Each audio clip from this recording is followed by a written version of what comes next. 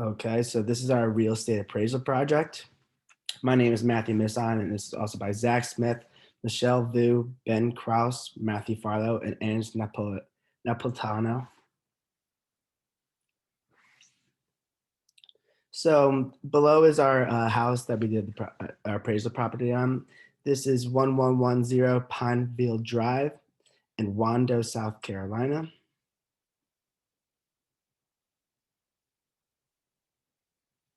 So our appraisal property was built in 2015. It has one 3-car, one 4-car, and one 5-car garage, allowing 12 total cars on the property. This property is also 1.44 acres and has 4 bedrooms and 3.5 baths. It's 2,848 square feet, and it has a listing price of $1,674,000. A key aspect to this property, it has geographical advantage. It has access to the water and a deep water dock. And using the sales, income, and cost approaches, we have determined that 1110 Pinefield Drive is worth an estimate of $1,535,440.56. All these estimates are based off current market conditions as of March 29th, 2021, and past sales conducted at arm's length. Different conditions and reasonable estimates could lead to different appraisal values. So for our market analysis, we looked at the area of Charleston, South Carolina. And the most important key points we've gotten from this is the population is approximately 137,556 people. And over the last decade, the population has grown by 14.3%. The largest groups this area sees is 74.1% white, 21.7% African Americans, and the next biggest group would be the Hispanic or Latinos, and they're 3.2%. For income, the median household income is 68,438, and poverty is 13.2%. Housing, the median value of owner-occupied housing is 330,600, and the median gross rent is 1,257. So some of the landmarks near the site we chose are downtown Charleston, which is 15.5 miles away. The closest airport is Charleston International Airport, which is 9.8 miles away. Foley Beach is 26.9 miles away. Isle of the Palms is 13.7 miles away, and the nearest schools are 5.3 miles away. Okay, and these are the comparables for the property. Well, the criteria for it. We were making sure they were single family homes. They were at least 3 bedrooms, at least 3.5 baths, is in the Charleston area, and it has access to water via a dock. And this is our first comparable. It is 2404 Sandy Point Court in Mount Pleasant. It is like on the other side of the peninsula of our appraisal property. Is built in 2004. It was listed at almost 2.3 million. It has a 4-car garage. It is a little over half an acre with 5 bedrooms, 5.5 baths, and it has a shallow water dock because there are marshes right behind it. And it has a little under 1,000 more square feet than our appraisal property. And this is our second property. Is the oldest house on the list, with it being built in 1965, and is listed at almost 2.6 million with a 2-car garage. It has a little over an acre with 5 bedrooms, 3.5 baths, a deep water dock, and 3,200 square feet. This is the most different from our appraisal property, in my opinion, too. But yeah, it's still very comparable to it. And this is 1280 Riverwalk Court.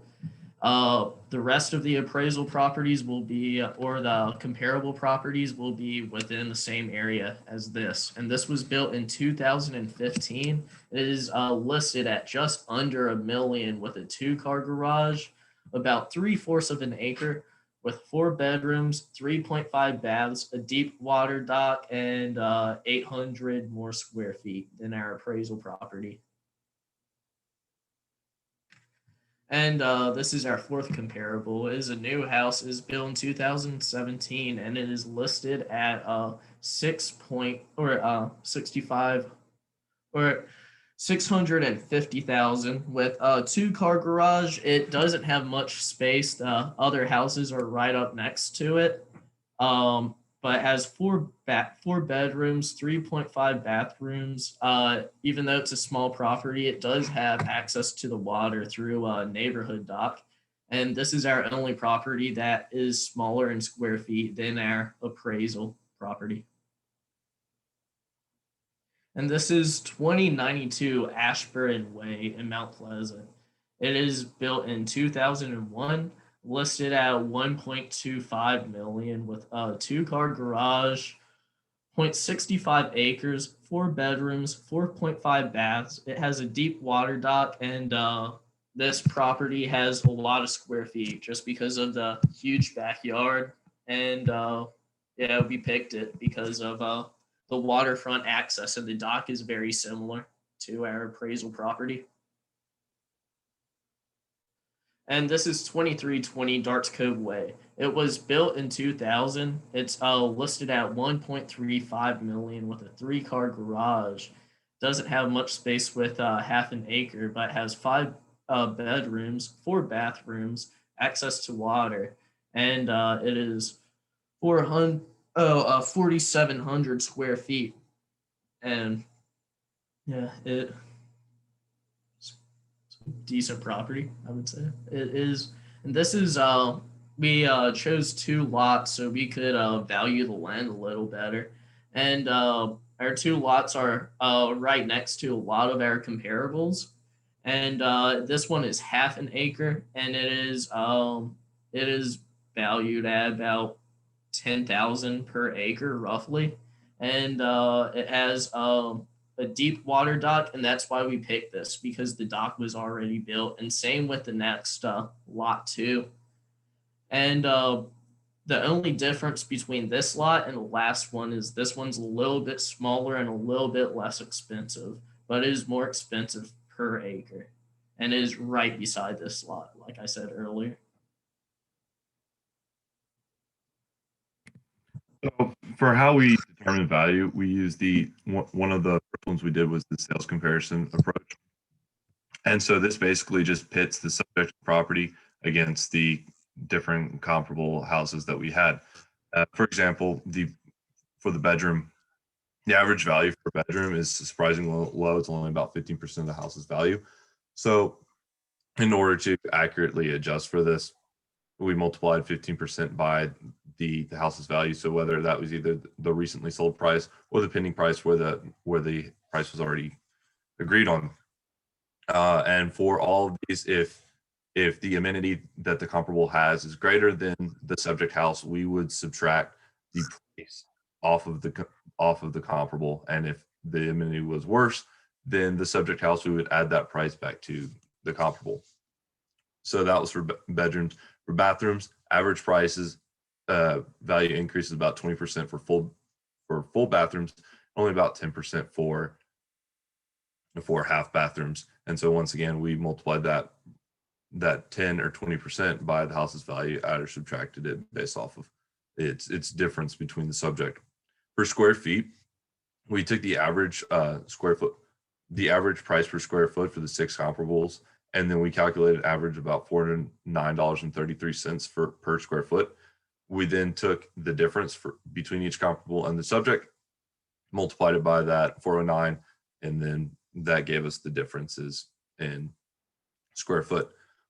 Another huge thing is year built. Obviously, most of our houses are pretty new houses. However, the exception of the one that was built in 1965, that's obviously something that needs to be accounted for.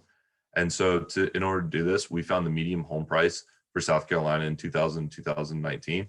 And then we found the increase in price and divided by the span of 19 years. And that gave us about an increase of about $3,547.36 per year.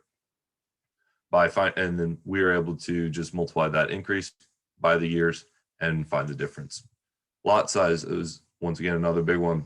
We found using those two lots that we just mentioned, we found the average price per acre in Berkeley County to be about $279.46 per acre. And then we were able to account for lot sizes. And lastly, in garage, this one was a little bit different. Our subject house had a 12-car garage, and the rest of our other ones generally had about 2 or 3, with one having 4. So that's definitely something that we want to make sure we included in our valuation. And so how we did this is we found the price of 1-car garage door in Charleston, South Carolina, being about $1,400. And the reason why we did door is because all these houses are on water. So a lot of them are on stilts. So there's not really, you don't really have to build a garage. You're more just building a door around the foundation of the different houses. For valuation approach, or for the cost approach, excuse me, we went to costtobuild.net and used their construction cost calculator, and we were able to input different information about the house into the calculator, and it gave us the estimated replication cost. So there are a few things. We were able to find exact numbers for different things, such as square footage of porches, garages, first and second floor square footage, things, countertop materials, things of that nature. And we got that from like Zillow, Realtor.com, Remax, and also the Berkeley County government's website. However, there were assumptions that we had to make because they weren't listed on there, and some of the construction cost calculator were just asking us a weird questions. So for example, some of the assumptions we made were the roof pitch, we called it standard, all interior features being grade 4, and we estimated about 15% of the exteriors covered by brick. So those are some of the assumptions we made, and that gave us that estimated replication cost. For depreciation, we estimated our house having a useful life of 100 years. We then divided the construction or the replication cost by that 100, multiplied it by the amount of years that it had been around. That gave us the estimated depreciation. Take the difference between replication and depreciation, that gives you the depreciated cost of the building. The cost of land, we went onto Berkeley County government's website once again, and we were able to find the estimated market value of the land, which is $746,000, and added it to the depreciated cost. That gave us the indicated value of the house using the cost approach.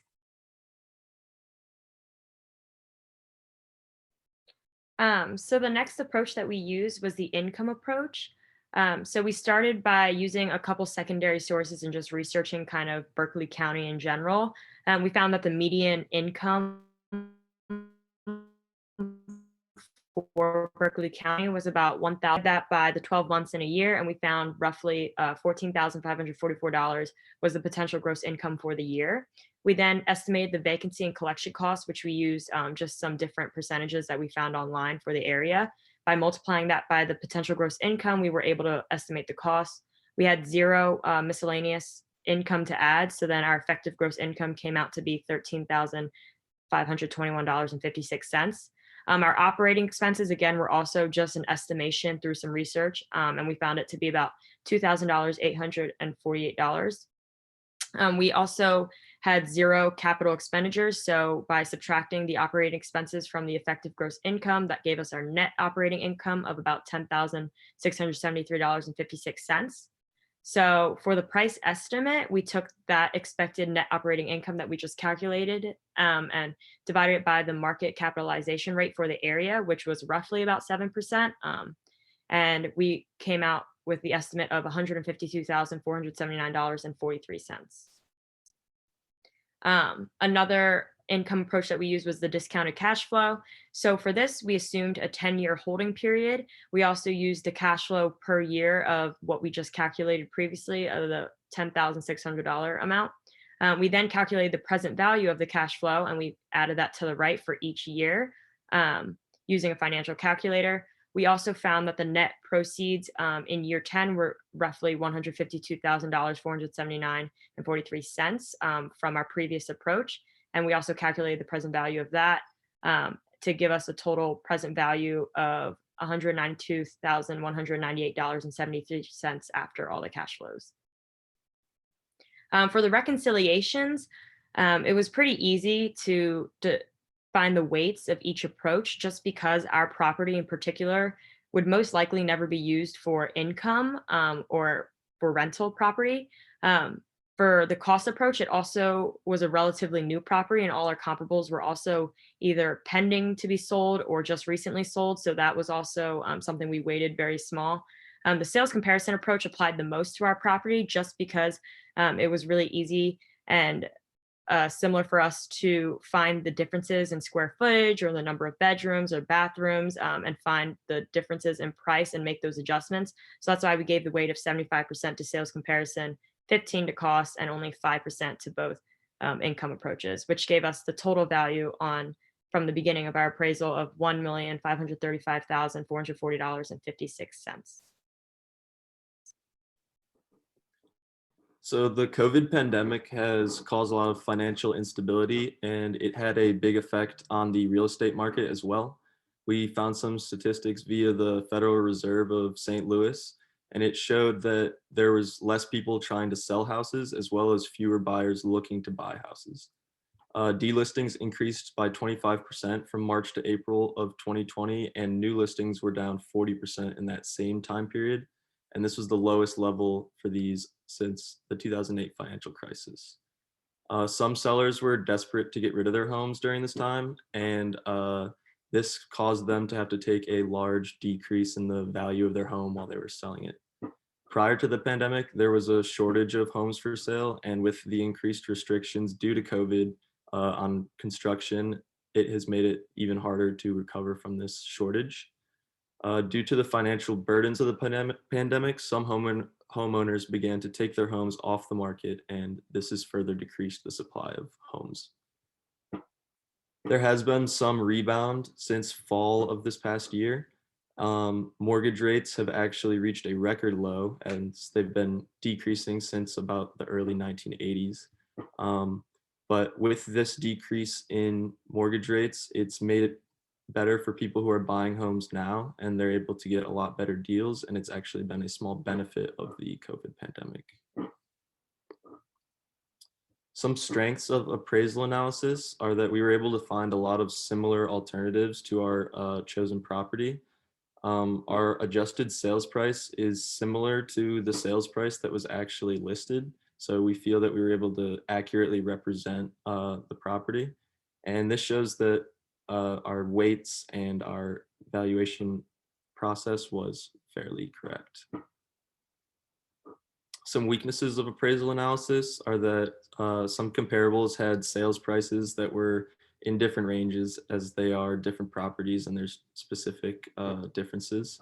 And also it was hard to gauge the effect of the COVID-19 pandemic because as the market is down, the prices have definitely been affected, but it's hard to find a detailed adjustment for something as crazy as the pandemic.